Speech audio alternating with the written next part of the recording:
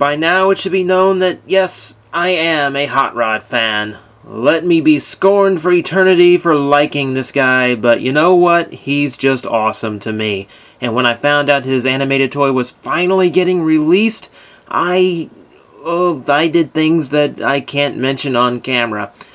But when I found out that the Takara version was going one step further with the toy, oh, I had to get this. This is the Takara-Tomy version of animated Rodimus. I'm not going to call him Minor. Stupid name. Why did they ever think of that? You can see he's a very nice burgundy sports car. Very futuristic in design, very much like his G1 counterpart. Should have brought the G1 counterpart down to compare him properly, but we will go with what we have. You know Hot Rod. You know everything he needs. Rodimus here is in a nice metallic coloring, very akin to the animated line and aesthetics. It's a little show inaccurate, being so shiny, but it's maroon, which means it's far more show accurate. Now, I can't tell which is superior, but I really like the look of this toy. Really like the look of this toy. Let's take a look at some of the more intricate details. Flames are a must for any Hot Rod Rodimus toy. These very simple, keeping to the animated aesthetic of being very simple and cartoony. You can see some nice orange pinstriping all the way around the flames, which gives it just a little bit more character. Very nice. And you've also got, of course, the classic Rodimus engine sticking out of the hood. Also a must-have feature. Tailpipes here in the back, molded in a nice gray plastic.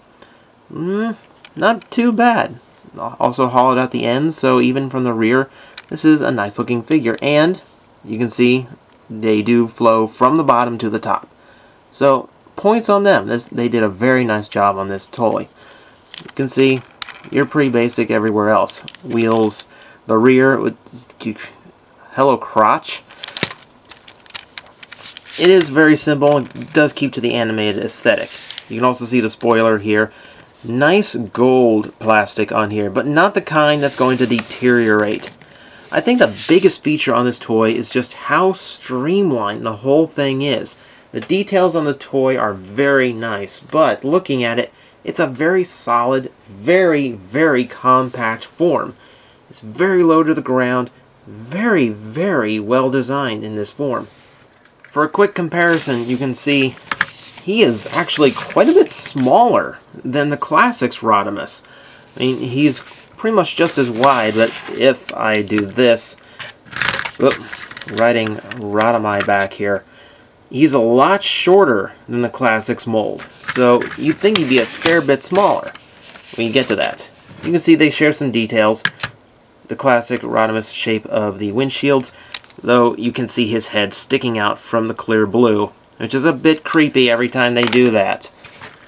If, by some chance, you want to add a little bit of firepower to your vehicle, sans Target Master, we do have his trusty double-barrel crossbow launcher, which now turns him into a roving Gatling gun with fins hanging off.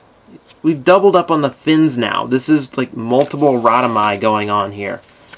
I mean, overall, it's a very well-detailed mode. Very nice, very much in the animated aesthetic. Let's get this guy transformed and see what he's really all about. Like many animated toys, Rodimus has a very intuitive transformation, though a little bit more finicky than your usual one. Many pegs interlock with each other in many different directions, so a little fidgeting is needed for some of the parts to come free. Overall, it does present a very nice toy. Very nice transformation that shows once again why animated was one of the best lines for using space, creating a very imposing and large robot from a very small vehicle, fitting much into a little package. In robot mode, Rodimus invokes both power and youth, with a very wide shoulder stance fitting that of any Autobot leader, while still looking very sleek and slim, fast, powerful. This is the chosen one, ladies and gentlemen, and he is done just right. The molding for this toy is spectacular. Like most other animated figures, his features are very smooth, very efficient, very clean. Very little in the way of molded in detailing, giving way to better engineering. Seeing here multiple joints in the wrist. Hands can move inward as well as ball jointed, so you can also twist at the wrist. You've also got a second joint in the elbow as well as very, very well done ball jointed shoulders, which is also on a hinge joint. You've got a lot of range of motion in these joints. Also, you got the ball joint in the hip as well as the swivel just above the knee, which you get 90 degrees out of it. That's good enough in my book. And of course, what has become a staple of Transformers these days, that ankle joint that allows you to pose him in oh so many ways. So you got a lot of nice jointage here.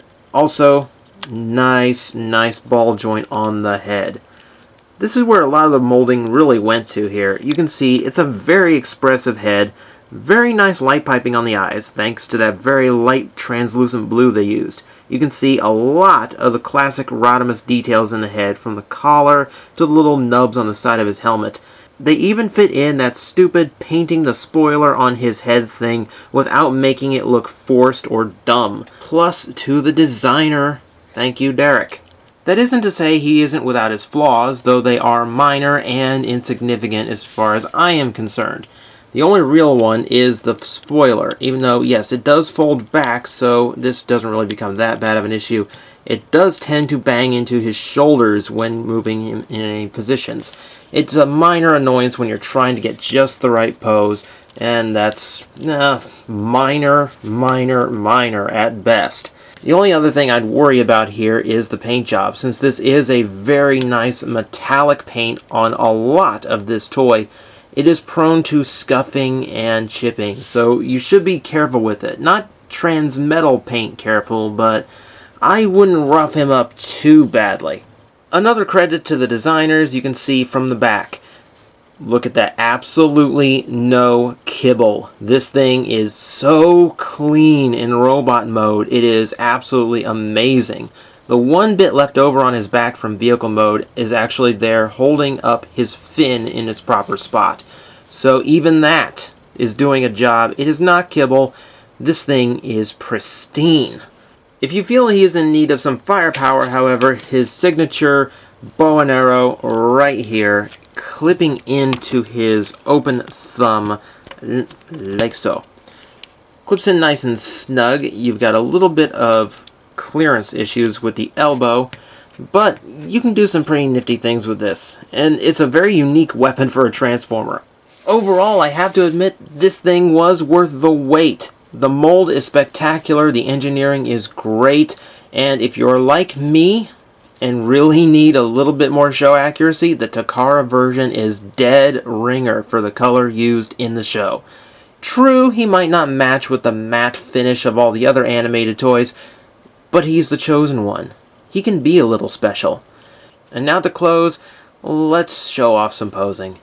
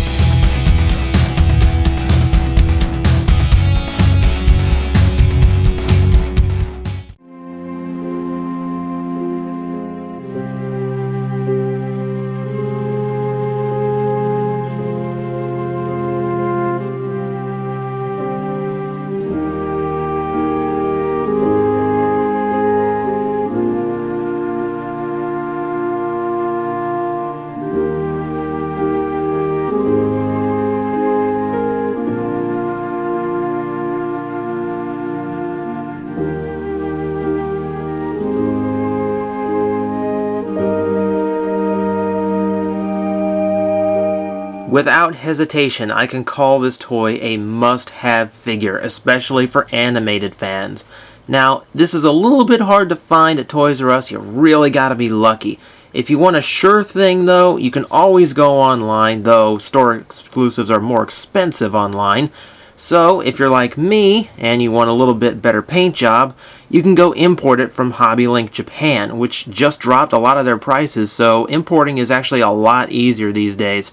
And when you've got a figure this awesome, I think you can splurge a little bit to make sure you get the absolute best one you can.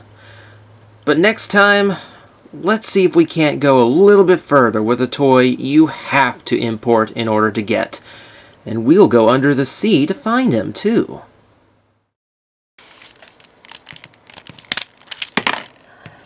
Break it automatically. Brilliant.